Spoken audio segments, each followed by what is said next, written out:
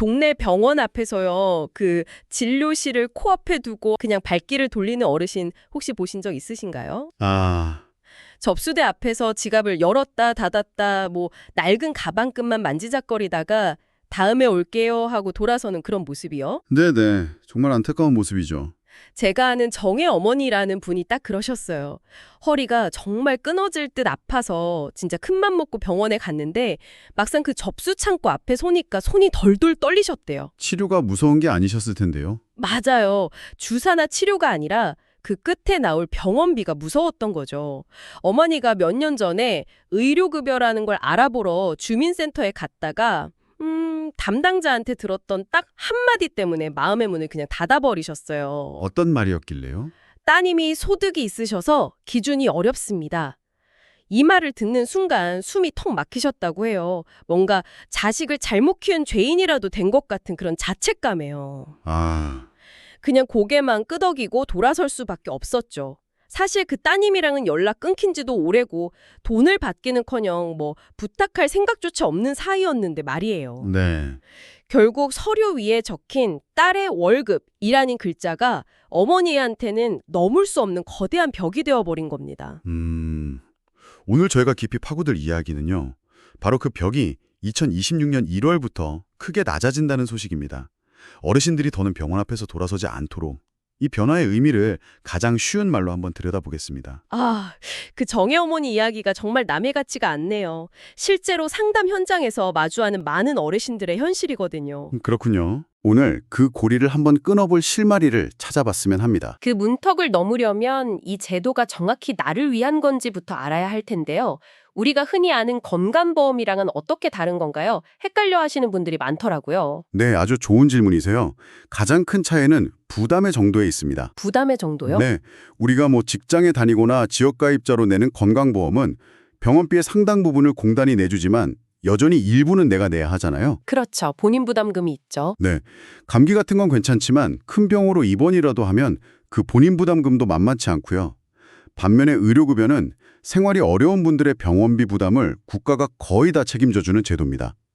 1종, 2종으로 나뉘는데 입원비가 아예 없거나 몇 천 원 수준으로 크게 줄어들죠. 아, 그러니까 부담을 그냥 덜어주는 수준이 아니라 거의 책임져주는 수준에 가깝다. 이 말씀이시네요. 그렇습니다.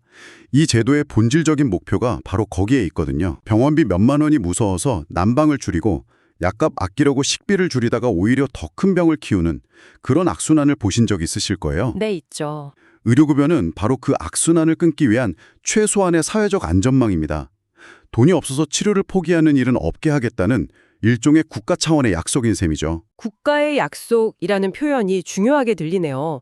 근데 많은 어르신들이 이런 제도를 이용하는 걸 마치 남에게 패기친다, 신세진다 이렇게 생각하시잖아요. 정혜 어머니도 그러셨고요. 그 부분이 제일 안타깝습니다.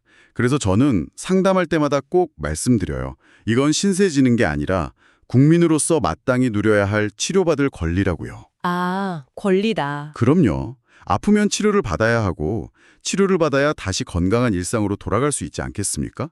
그걸 돕기 위해 존재하는 제도라는 본질을 꼭 기억하셨으면 합니다. 이건 자선이 아니라 권리입니다. 듣고 보니 정말 필요한 제도인데 그렇다면 왜 정혜 어머니는 그렇게 좌절하고 돌아설 수밖에 없었을까요?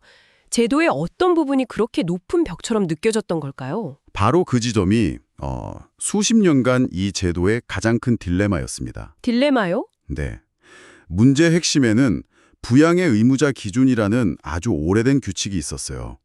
쉽게 말해서 부모님을 돌볼 만한 자녀가 있으면 국가의 도움 전에 자녀가 먼저 도와야 한다는 생각이죠. 그 취지 자체는 뭐 이해가 갑니다.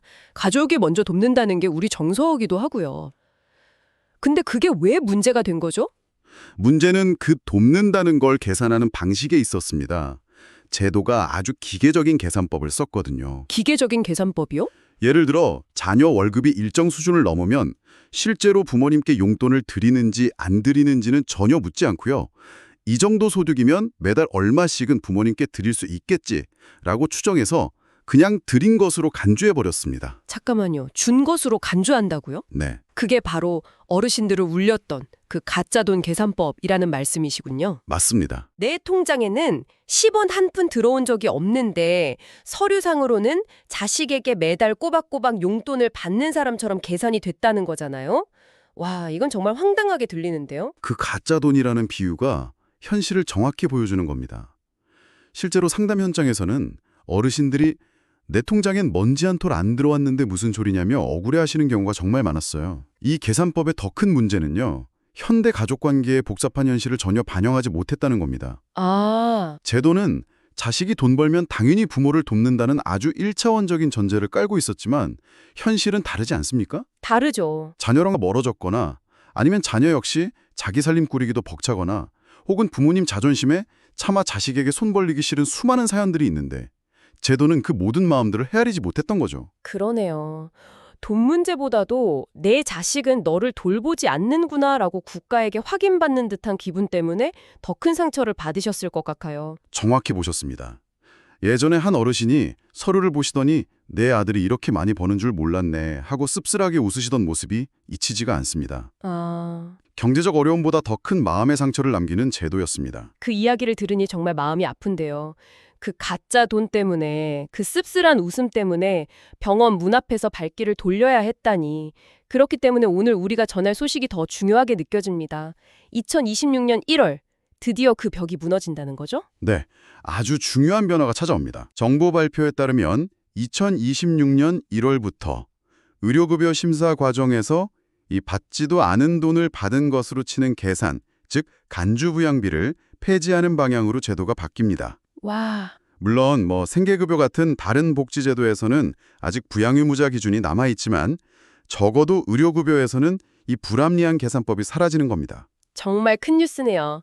이걸 정혜 어머니 입장에서 가장 쉽게 풀어서 설명한다면 따님 월급이 얼마라는 이유만으로 어머니 소득에 있지도 않은 가상의 용돈을 더해서 계산하던 그 억울한 방식이 사라진다. 딱 이거군요. 네, 그렇게 이해하시면 가장 정확합니다. 이 변화가 왜 그렇게 중요하냐면요. 과거에 주민센터에서 딱 한 번 자녀 때문에 안 돼요라는 말을 들었던 분들은 그 뒤로 아예 문의조차 포기해버리시거든요. 아, 또 상처받을까 봐. 맞아요. 괜히 갔다가 또 상처받을까 봐 내 처지가 부끄러워서 제도 자체를 외면하게 되는 거죠. 이제는 적어도 그 가짜 돈 계산법 때문에 밀려나는 일은 크게 줄어들게 됩니다. 저는 이 변화가 단순히 복지 확대 차원을 넘어서 치료의 타이밍을 지켜주는 변화라고 생각해요. 좋은 표현이네요. 참는다고 병이 낫는 게 아니잖아요. 오히려 병을 키워서 나중에는 더 큰 돈과 고통을 불러오니까요. 맞습니다. 다만 이 소식이 누군가에게 희망 고문이 되어서는 안 되기에 솔직하고 정확한 주의사항 두 가지는 반드시 짚고 넘어가야 합니다. 아, 모두가 다 자동으로 되는 건 아니다. 그렇습니다. 네, 그 부분은 아주 중요하겠네요. 첫 번째 주의사항은 뭔가요? 첫째, 자녀의 소득이나 재산이 매우 높은 경우에는 여전히 부양의무자 기준이 적용될 수 있습니다. 연소득 1억 원 또는 재산 9억 원 같은 구체적인 기준이 있는데요. 제도가 판단하기에 이 정도면 부모님을 부양할 능력이 충분하다고 보는 구간은 남아있다는 거죠. 아, 이 기준은 계속 바뀔 수 있으니 나중에 주민센터에서 정확히 확인하는 게 가장 안전합니다. 그러니까 자녀가 아주 고소득자이거나 자산가인 경우는 예외가 있을 수 있다. 알겠습니다. 그럼 두 번째 주의사항은요? 둘째, 이게 가장 중요한데요. 부양의무자 기준이 완화되더라도 신청하시는 어르신 본인의 소득과 재산 기준은 여전히 충족해야 합니다. 아, 본인 기준은 그대로군요. 네, 내가 가진 작은 집이나 땅, 내가 매달 받는 기초연금이나 국민연금 같은 소득, 또 함께 사는 다른 가족의 형편 등을 종합적으로 보는 기본틀은 그대로 남아있다는 점, 이걸 꼭 기억해야 합니다. 그렇군요. 자녀라는 가장 큰 벽은 낮아졌지만 나 자신의 소득과 재산 기준이라는 문은 여전히 통과해야 한다. 맞습니다. 그럼 오늘의 핵심을 이렇게 정리할 수 있겠습니다. 과거에 오직 자녀 소득 때문에 의료급여 신청을 포기해야만 했던 분들은 1월 이후에 다시 한번 문을 두드려 볼 이유가 분명히 생겼다. 완벽한 정리입니다. 그게 핵심입니다. 포기했던 분들에게 다시 한번 시도해볼 기회에 문이 열린 겁니다.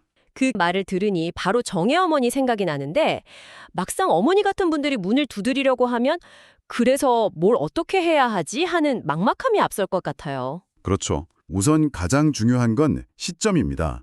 이 변화는 2026년 1월부터 본격 적용될 예정이니까요. 가장 정확한 상담은 2026년 1월이 되자마자 가까운 주민센터, 그러니까 행정복지센터에 방문해서 받으시는 겁니다. 2026년 1월 이후 주민센터 방문 기억해둬야겠습니다. 그럼 지금 당장 마음의 준비 말고 또 해볼 수 있는 게 있을까요? 있습니다. 바로 과거에 내가 왜 탈락했었는지 그 이유를 기억해두거나 간단히 메모해두는 겁니다. 아, 그것도 좋은 방법이네요. 네, 기억이 희미하더라도 그때 자식 소득 때문에 안 된다고 했었다, 혹은 가족이 있어서 어렵다는 뉘앙스였다 정도만 기억해둬도 2026년에 상담할 때 훨씬 수월하게 이야기를 풀어나갈 수 있습니다. 좋은 팁입니다. 자, 그럼 2026년 1월이 돼서 주민센터에 막상 창구 앞에 서면 무슨 말부터 꺼내야 할지 막막하거든요. 어르신들이 이것만은 외워가면 좋겠다 하는 마법 같은 문장 이런 거 있을까요? 물론입니다. 복잡하게 설명할 필요 전혀 없고요. 딱 세 문장만 기억하시면 됩니다. 오, 세 문장이요? 첫째, 예전에 자식 소득 때문에 의료급여가 안 된다고 했었는데요. 둘째? 내년부터 부양비 계산 방식이 바뀐다고 들어서 다시 왔습니다. 네. 그리고 마지막으로 셋째, 저도 이제 다시 신청이 가능한지 확인해 주세요. 이 세 문장이면 담당자가 모든 상황을 이해하고 상담을 시작할 수 있습니다. 와, 정말 간단하고 명확하네요. 저 세 문장만으로도 나는 제도의 변화를 알고 찾아온 사람이다 라는 걸 충분히 전달할 수 있겠어요. 그럼 준비물은요? 서류를 막 산더미처럼 챙겨가야 한다는 부담감도 크시거든요. 그 부담감 때문에 시작을 미루는 게 최악입니다. 완벽하게 서류를 준비하려다 시기를 놓치지 않는 게 중요합니다. 일단 신분증 하나만 들고 가십시오. 신분증 하나만요? 네, 그것만으로도 상담을 시작하는 데는 아무런 문제가 없습니다. 필요한 서류는 상담 후에 담당자가 어르신 상황에 맞춰서 어떤 것들이 필요한지 목록을 만들어서 차근차근 알려줄 겁니다. 시작이 반입니다. 일단 신분증 들고 가서 물어보는 게 가장 중요해요. 알겠습니다. 상담을 하고 나면 보통 어떤 절차로 진행되나요? 그 조사라는 단어 때문에 덜컥 겁부터 내는 분들도 계시더라고요. 마치 취조받는 느낌이 든다고요. 그 두려움을 꼭 덜어드리고 싶습니다. 절차는 보통 이렇습니다. 먼저 상담을 통해 내 상황을 이야기하고 기준에 대한 설명을 듣고요. 가능성이 보이면 신청서를 접수합니다. 그 후에 공무원이 진행하는 조사 또는 확인 절차가 있는데 이건 절대 처벌하거나 무언가를 캐내기 위한 과정이 아닙니다. 신청하신 분의 상황을 정확히 확인해서 가장 알맞게 도와주기 위한 과정이라고 이해하시면 됩니다. 그 후에 최종적으로 됩니다 또는 안 됩니다라는 결과를 안내받게 되죠. 만약 결과가 안 됩니다라고 나오면 또 한 번 상처받고 그냥 포기하게 될 것 같은데요. 여기서 정말 중요한 태도가 필요합니다. 그걸로 끝이라고 생각하시면 안 돼요. 아, 끝이 아니다. 네. 왜 안 되었는지 그 이유를 구체적으로 적힌 서류로 받거나 담당자에게 꼭 물어서 정확히 들어야 합니다. 그 이유를 알아야 내 작은 땅값이 문제였구나. 내 연금 소득이 기준보다 조금 높구나 하고 파악할 수 있고요. 그래야 다음 단계를 준비하거나 다른 제도의 도움을 받을 수 있을지 새로운 길을 찾을 수 있습니다. 그렇군요. 탈락의 이유가 곧 다음 길을 찾는 지도가 될 수 있다. 근데 이 모든 과정 이전에 어르신들이 넘어야 할 가장 큰 산이 하나 남아 있습니다. 바로 자녀에게 미안한 마음. 자식 이야기가 나오는 것 자체에 대한 부담감이라는 심리적 장벽인데요. 이 부분은 어떻게 생각의 전환을 해보면 좋을까요? 정말 중요한 지점인데요. 많은 어르신들이 자녀 얘기만 나오면 마음이 무너져 내려서 상담 자체를 미루십니다. 그럴 때는 이렇게 생각의 틀을 바꿔보시는 걸 제안합니다. 네. 이건 자식에게 부탁하러 가는 게 아니라 수십 년 만에 바뀐 국가제도를 확인하러 가는 것이다. 아, 부탁이 아니라 확인이다. 네, 미안한 마음을 앞세우면 또다시 병원문 앞에서 아픔을 참게 됩니다. 대신 확인이라는 이름을 붙여주세요. 그저 확인만 하러 가는 발걸음이 당신의 남은 인생을 바꿀 수도 있습니다. 부탁이 아니라 확인이다. 정말 중요한 관점이네요. 다시 정희 어머니 이야기로 돌아와 보겠습니다. 어머니는 자식에게 짐이 되기 싫어서 병원 한 번 갔다가 큰돈 나오면 어쩌나 걱정하면서 아픈 걸 숨기셨습니다. 그런데 이번 제도의 변화는 마치 국가가 어머니의 등을 토닥이면서 이렇게 말해주는 것 같아요. 어머니, 이건 자식 탓도 어머니 탓도 아닙니다. 사회가 살피지 못했던 부분입니다. 이제 병원비 걱정 조금 덜어놓고 제때 치료받으세요. 맞습니다. 건강 앞에서 참는 것은 결코 미덕이 아닙니다. 오히려 더 큰 고통과 사회적 비용을 부를 수 있는 위험한 습관이죠.